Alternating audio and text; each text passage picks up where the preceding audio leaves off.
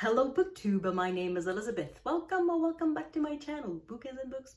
There is a brand new event on BookTube that is called Summer of Sports, and as you probably know, I cannot resist a good BookTube event.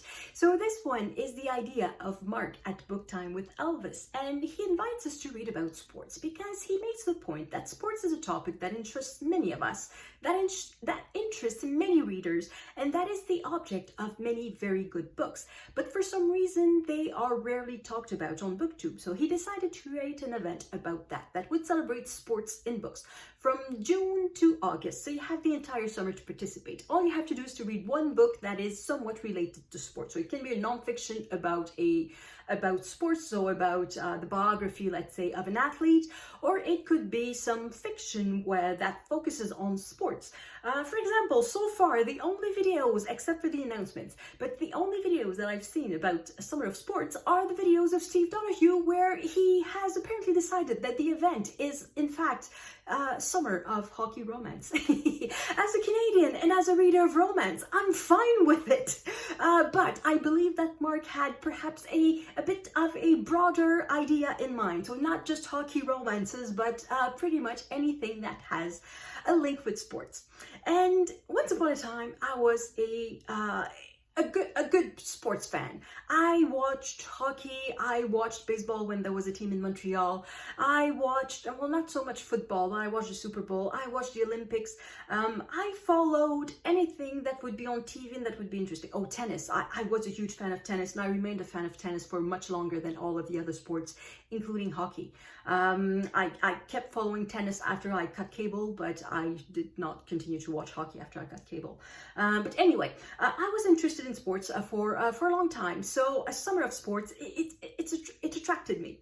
And the past weekend, I was driving to my parents to Montreal, and that means 2.5 hours in one direction and then 2.5 hours on the way back.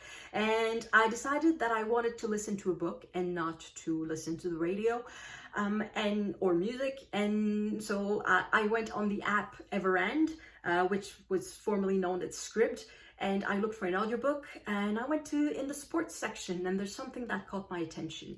And the reason it caught my attention is that I sort of knew that it would be a good journalist investigation, and I love a good journalist investigation in nonfiction, pretty much regardless of the topic. But this one is about Lance Armstrong. So the title is Cycle of Lies, The Fall of Lance Armstrong, and it is by Juliet Macur. So Juliet Macur is a journalist with the New York Times. That's what it says on the top there. And she covered pretty much, she covered the Tour de France, I think, but she also mainly covered all the investigations about Lance Armstrong. And I'm realizing that if I put too much light in front of the camera, I'm becoming very dark. Okay, doesn't matter. Anyway, you're not here for the excellent quality of the videos, of the lighting and of the sound and all of that. You're here for the content. I really hope so. This book I listened to, and it was fascinating. Now, of course, I knew about Lance Armstrong. I knew a little bit the story, and I knew it a bit because of the second book that I'm going to talk about, and that is not translated in English. So the second book that I read, just right after reading this, I read this one, which is Le Tour de Foglia. The author, Pierre Foglia, is was, because he's retired now, a journalist for the Montreal newspaper La Presse. And he was a fan of cycling. He's himself an amateur cyclist. He loves to ride. And his role in the newspaper was not to be a sports journalist. He was a columnist, and he could write about anything he wanted because he was that much loved that he could write about anything and people would read him. So he would talk about his life in the countryside. He would talk about his cats. He would talk about his cycling rides on Sundays.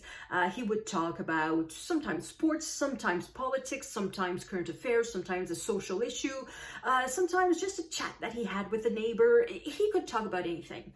But because he was such a fan of cycling, he was sent to cover the Tour de France for 8 years, between 1992 and 2003. So not all consecutive, but during this period of 12 years, he covered a Tour de France. And at the time, I read all of his columns. So from 1992 to 2003, it covers quite a bit of the years of Lance Armstrong. And not just the years that he won, but also the years that before he won. So when he arrived on the tour, and the situation of cycling in the 1990s, just at the beginning of his career. So for that reason, I knew a bit the context of the book. I knew pretty much what I was about to read, and I knew who would be the main actors in there. However, it goes very much in depth, and it talks about things that I didn't know. So for example, it's not a complete biography. Well, it does cover his entire life, but the point is not to talk about Armstrong's childhood and how he got interested in cycling and how he got to the sport and how he trained and all of that. That's not really the point. It's mentioned a little bit, mainly to mention that the lies, they started very early, and they started with his mother. Because the legend goes that Lance Armstrong was raised by a single mother who was a teenager when she had him. So indeed, she was a teenager when she had Lance Armstrong, but she was never a single mother. She was married for 15 of the first 16 years of Armstrong's life. Not to the same man. She was married 3 times, but nevertheless, she was married pretty much the whole time. And Armstrong did have father figures in his life if he wanted to. He clashed a lot with his adoptive father, because his mother's first husband and his biological father is not named Armstrong. I already forgot the name, because this is, and I listened to it as an audiobook, so that means that I do not see the spelling of the names, and that means I forget them very quickly. Anyway, she lived, Armstrong's mother lived with that man's family, because he was a teenager too. So his paternal grandparents actually played a big role in raising him in the first 3 or 4 years of his life. And then Linda, because that's his mother's name, decided to leave her husband, and then she met someone else, and she married a man named Armstrong, who adopted Lance and raised him for 10 years. But that is completely evacuated from the official story of Lance Armstrong. He was raised by a single mother who struggled and who was living in the worst neighborhood in the city. It just wasn't true. He was raised middle class. Not perhaps, there's a wide gap, I guess, in lower middle class and upper middle class. Perhaps he was more on the lower side of middle class, but he was middle class nevertheless. He was not raised in the projects, as we say. So it started there with the lies, and then just his personality in general made it that he lied a lot. For him, success was everything. And apparently by nature, he's kind of selfish. He's kind of a sociopath. That's pretty much what I got from the book, because it's me all the time, and he doesn't care how much he hurts other people. He just uses people, and once he has no use for them, he just tosses them away. So a very selfish and immature man, and not the nicest person. However, he could present the aspect of a nice person, otherwise he would not have got where he got. So now I keep assuming that you know who Lance Armstrong is. I'm pretty sure that you know, otherwise you would not have clicked on this video. But Lance Armstrong is a bicycle rider, and he was a champion of the Tour de France from 1999 to 2005. And it is a record that has not been beaten, though officially he won nothing, because he has lost all of his titles because of the subsequent revelations that he was doped, and not just a little bit. It was on a business scale, on an industrial scale, that he was doped, and that he organized doping on his team. It was not just a few shots of amphetamines here and there. It was blood transfusions, it was EPO, growth hormones, cortisones, testosterone patches, and it was just everything in the pharmacy that could help him when he took it. And the way that he got away with it is that it was so organized that they knew how to go around the testing. So there's part of that, but there's also the part that the Tour de France and the organizers did not want anything to bring a stain, to put a stain on the event. So they were very careful not to look. So the last winner, not the last, but starting from the 1990s, there were rumors and allegations of doping, of widespread doping, and of intensive doping of basically all the riders. And starting in from 1991 to 1995, the winner of these 5 tours was Miguel Indurain. And he's a Spanish racer, and he was never tested positive. he was never tested positive. Does it mean he never took anything? Of course not. You have to be an idiot to believe that. He, of course, was as doped, if not probably more doped, otherwise he would not have won, than many other riders. And he was not tested for the simple reason that the Tour de France did not test anyone for a long, long time. And they started testing at the end, well, in the middle of the 1990s. And that's the time that Indurain chose to retire. So after 1995, the field was wide open. There was no favorite anymore. So in 1996, the Tour was won by Björn Riss, a Dane. In 1997, it was won by a German, Jan Ullrich. In 1998, it was won by an Italian, Marco Pantani. And all these three riders have in common that at some point they were caught for doping. And then in 1999, well, in 1998 was the year of scandal, because there was the medic of a team that was caught at the border between France and Belgium with hundreds of doses of doping products. So EPO, testosterone, and all the chemicals that you can think of that can dope someone. He had hundreds of doses. So what happened was that that particular team was suspended immediately. So that team was called Festina. So it's called the Festina affair, the Festina scandal, all of that.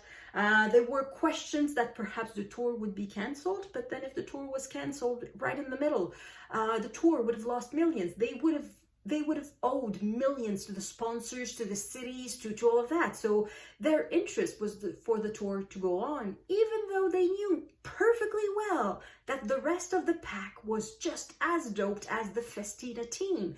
Because the Festina team, it's not like the 7 riders of the team were ahead by 20 minutes ahead of all the others. They had the same times as the others, so that meant that the others probably took the same products. And of course, as I said, it's Marco Pantani who won it, and he was later caught doping, and in fact he later died of an overdose in 2004. And his reputation never really recovered, because the 1990s were the years of EPO. They were the years of large-scale doping, of blood transfusions, and all of that.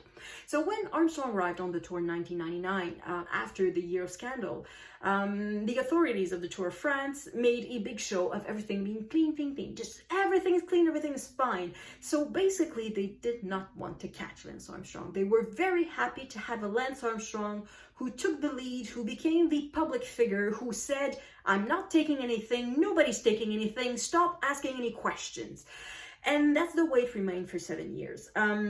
However, so this book chronicles how Lance Armstrong, the doping situation with Lance Armstrong, and not just him, the entire team, who was mainly composed of American riders. So with Tyler Hamilton and Floyd Landis and George Hincapie and Frankie Andreu and all the others. So all these American riders, they all doped, and at some point they talked, because it's mainly Tyler Hamilton and Floyd Landis. Floyd Landis, I think, started both of them, they left the team at some point, and both of them got caught. And the problem was that for Floyd Landis, he wanted to come back. He wanted to get a job after that, because he was not the first one to get caught, but all the others, they came back after a while. After a 6-month suspension, a 1-year suspension, they came back. And Floyd Landis was looking for a job, and Lance Armstrong blocked him. And Landis said, okay, then I have nothing to lose. I'm going to say everything. So it's basically how it started. So the book chronicles the fall of Lance Armstrong, with all the lawsuits and all the denunciations, the tell-all books, the tell-all interviews. It's a fascinating read. It's a very good work of journalism. So Juliet Macur, she went through every document that was available. So the USADA, so Anti-Doping Agency, did a thorough investigation, and that is the investigation that brought down Lance Armstrong. But so she looked at all the documents there, but also she interviewed anyone who was willing to talk. So the book is from 2014, and the fall of Lance Armstrong was 2012. She talked to everyone who was willing to talk, the writers, but also the people in their entourage, the girlfriends, the wives, the trainers. She talked to everyone. So this is excellent work of journalism, fascinating, and insight into the doping on the American US Postal Team. So after having read that, as I said, I wanted to go back to this book because I read it before. I wanted to go back to the aspect of somebody covering the events at the time they happened. So this book was published in 2004, so well before everything came to light. Well before the scandal of Lance Armstrong came to light. But as I said, in 1998, there was this lid that was open and suddenly we could see inside the garbage can. We could see all the doping that was happening and all of that. But at the time, did we really realize the scale of all of it, or did we choose not to see anything? So I went back to the book and I reread it. So the way it's organized is that it's the columns have been selected. It's not all the columns of this author because he covered, as I said, he covered the year for, he covered the Tour de France for 8 years. So 1992, 93, 95, 97, 98, 2000, 2001, 2003. So that's 1, 2, 3, 4, 5, 6, 7, 8 years. And he wrote one column a day while he was there. So for about 3 weeks, a bit more. So that's 160 something columns probably. So they're not all in there. They are selected and it's not the entire column. It's just the relevant parts because in one column he could have 3 or 4 topics or something like that. And it is organized by topic. So it starts with the writers themselves. Some writers like Lance Armstrong and Miguel Indurain and Jan Ulrich, and then the other one a bit less important ones. And then it goes to other topics. And one of the topics, it's not obvious just for the title, Turpitude. That is the chapter where he talks about doping. But except for that chapter, if we exclude that chapter, all the little red flags there, that's where doping is talked about or hinted at. It shows that the author was not an absolute idiot. And it doesn't start just in 1998. It's also for columns from well before 1998, from 1992, from 1993, from 1995. Well before the Festina affair, the author was perfectly aware that there was doping. Apologies for the interruption, my battery was out. So I had to go look for the charger and then I moved the phone, so perhaps I'm not exactly positioned as I was before. Anyway, what I was saying was, what was I saying? I was saying that the author at the time was perfectly aware that there was doping. However, his attitude is that, or rather was that, he would not talk about doping every day because it would become very boring, of course. But he was also a bit of the attitude that doping did not change the nature of the sport, in the sense that doping did not make a mediocre athlete a good one. It just took a good one and made it better, which is often an excuse that the doped athletes will use themselves. Personally, I don't think it's true. I think that doping has precisely the effect of making a less good athlete an athlete that does not deserve to win, a winner that does not deserve to win. I don't think it makes everyone better in an equal way. Just an example, a famous doped athlete was Ben Johnson, the Canadian sprinter who got caught in the Olympics in 1988. He was a good athlete, but I believe from what I've read that there was no way that he could have made it to an Olympic final just on his natural abilities. He was a very good starter. He could start really, really quickly, but he could not hold. So even if a sprint, a 100-meter sprint runs in 10 seconds, it does not appear like a lot, but it's a lot. If you're good for just 3 seconds, what do you do for the other 7 seconds? If you're the first one out of the gates, in 3 seconds you're ahead of all the others, but then after 7 seconds you start to slow down, you're no good at you're not good for the 100 meters. And the steroids that he took gave him the strength and gave him the endurance that to last for 10 seconds. So that made an athlete that was good in one respect, that made him good in all aspects needed to win the race. So that's cheating. That's making you better at something that you're not good at, and not just by training, by using chemicals. So I don't agree with him on that aspect, that doping just doesn't change that much, and that if everyone cheats, does it really count? But I suppose that if you're a fan of cycling, you don't, and particularly at the time, though I don't think it's any different today, but particularly at the time in the 1990s, if you wanted to be a fan of cycling, you sort of had to put that aside. A bit like we do when on BookTube, that when we read books from, I don't know, the 19th century, and they talk about black people. Well, yeah, you sort of have to put aside the racism, and sometimes have to put aside the sexism, and you have to put aside a lot of things. So I suppose that as a fan of cycling, you didn't have a chance. It was the only possibility. If you still wanted to enjoy watching the sport, you had to make abstraction of it, and you have to just to watch the race for what it was. And that is something that is great in that book, is the way that he talks about the sport itself, the way he describes a particular race, a particular finish, the sweet spot in this 250 kilometers race. It's not true that they are racing for 250 kilometers. The ending, the winner wins his race on maybe 500 meters. He wins it perhaps in 1 minute. It's not like the entire 5-hour ride that counts. It's just that particular moment, and he's very good at describing these particular moments. But as I said, he was not naive about the sports, because all the red flags, that's all mentions of doping, not in the section about doping. So I'm not even including the particular columns that are specifically about doping. It's just when he talks about the race, when he talks about the sports, when he talks about a particular athlete, mentions of doping or allusion to doping. And it's from the beginning, from 1992. So in 1992, he was talking about steroids and amphetamines, because amphetamines had been the fashion in the 1970s, and then in the 1980s it became steroids. However, he did not know that already at the time it was not steroids anymore, it was EPO. Something that's not mentioned in the book, but that's mentioned in the Cycle of Lies, is that EPO was extremely dangerous. People died of it. Cyclists died in their sleep. I think Macur talks about 12 Dutch cyclists who died in their sleep, or not necessarily in their sleep, but they just died suddenly of heart failure. And that is because their blood was so thick with red cells that they just had heart attacks at 20-something years old, and it's not normal. So yeah, so this about doping. Oh, and also, so I mentioned that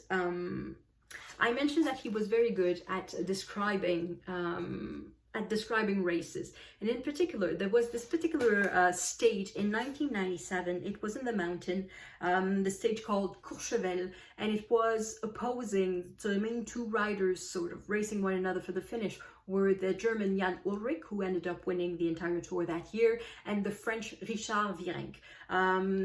The author cannot stand Richard Virenque. He hated him. He found him cocky and insignificant and a bad cyclist and all of that. But for that particular stage, he admired what he did. It was an awesome race. It was spectacular. It was what the sport is all about. And he describes the particular strategic move and how the race was won on that move and that move and that. And then there's a note from 2004, the year the book was written, and that said, "I chose to be stupid. In the wake of the scandals that shook cyclism since 1998, we learned that Virenque, so the French rider, bought to Ullrich his win at Courchevel. So apparently Virenque paid $20,000 to Ullrich to let him win." And that's interesting. So it kind of shows that in cycling, doping is so much part of the sport that you cannot even talk about a wonderful race without mentioning doping. And after having reread that book, because it's a reread for me, I've had the book since 2004, and I've reread it a couple of times. So this time I was really focusing a bit on doping because of Cycle of Lies.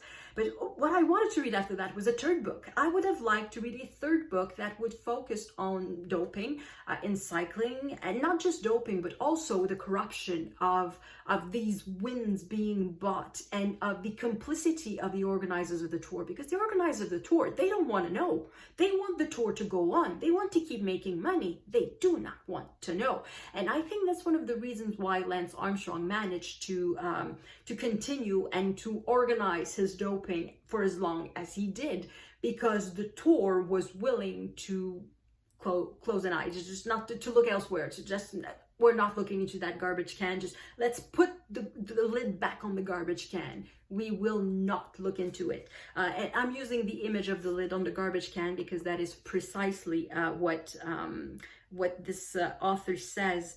So in 1999, when Armstrong wins for the first time, he's not super enthusiastic. He sort of is holding back on his joy. There's a bit of a reserve there, and he sort of is having this fictional discussion with the reader. And you are asking me, why am I not completely happy? Is it because Armstrong's American? Of course not. I'm happy that an American won, because in this milieu, in this environment that is so European and American, even a white one is a bit of a beginning of exoticism. Is the problem the story that he keeps repeating, sort of resuscitating and playing the cancer card too much? No. I think that's great that cancer survivors have this model to follow. So what is it that I don't like about him? And he says very much is that he does not like the fact that Armstrong is so willing to put back the lid on the garbage can. So in 1998, there was all these horrible things that came out, that the Festina team was doping, and then other allegations came to the surface that everyone was doping. And then in 1999 arrives Lance Armstrong, who was not touched by the events of 1998 because he was not in the race in 1998. And he just puts the lid back on the garbage, and he's saying, we're not talking about that. Shut up.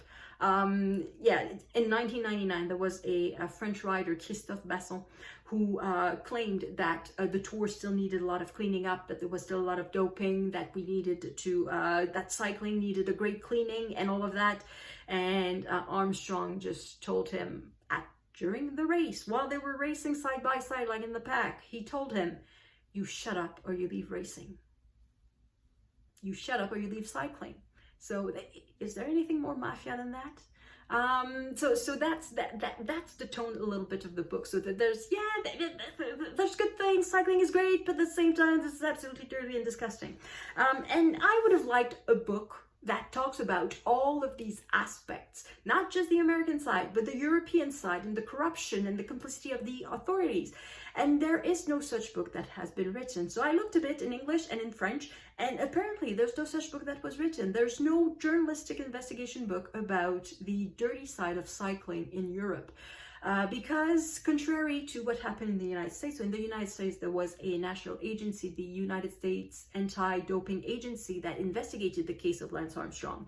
And there were a couple of tell-all books by Floyd Landis and Tyler Hamilton, and there were other people willing to talk against Lance Armstrong. But that has not happened in Europe, even though all the winners in the 1990s admitted to doping. So Bjorn Riss, Marco Pantani, and Jan Ulrich, and all those who ended up second, third, fourth, fifth, sixth, and all the way to 150 probably, pretty much all of them got caught doping at some point. And yet there's no book on that whatsoever. So there's investigations once in a while in the journal, in the newspaper Le Monde in France. Sometimes it comes out from The Guardian or from some other newspaper, but it's just articles here and there. It's not an entire book, a complete investigation that could give us the portrait of the situation. And if not now, at least the situation in the 1990s and early 2000, because I don't believe for one second that now every rider is completely clean and that there's no doping product anymore. Perhaps they can tell us, oh, we're not using EPO anymore, but that's probably because they found something else. It doesn't mean that they're not doping, and they are racing faster and faster and faster. Perhaps there's improvement on the bicycles, because yes, the bicycles from 1923 are not the same as the bicycles in 2023, but there's a limit to how much a bicycle can improve between the year 2000 and 2024. At some point, if really they stop doping, from all of them stop doping from one year to the next, then the times should drop from one year to the next, and they never did. They just keep going faster and faster and faster. So I just don't believe it for one second that they're clean. Anyway, so if you know of such a book that talks about the European side of cycling, like the dirty side of it, I'm not interested about a book that just talks about how wonderful the Tour de France is and how wonderful the Tour of Italy and the Tour of Spain and the Tour of I don't know what. I don't want to read that. I want to read a book that's going to tell us the truth about the situation of doping in cycling. And if you know of it, let me know in the comments. And I'm going to stop this video now because I think it's long enough. So thank you everyone for watching. And if you want to participate in Summer of Sports, it's very easy. All you have to do is just to read one book about sports. And that's it for me. And I will see you in the next video. À la prochaine!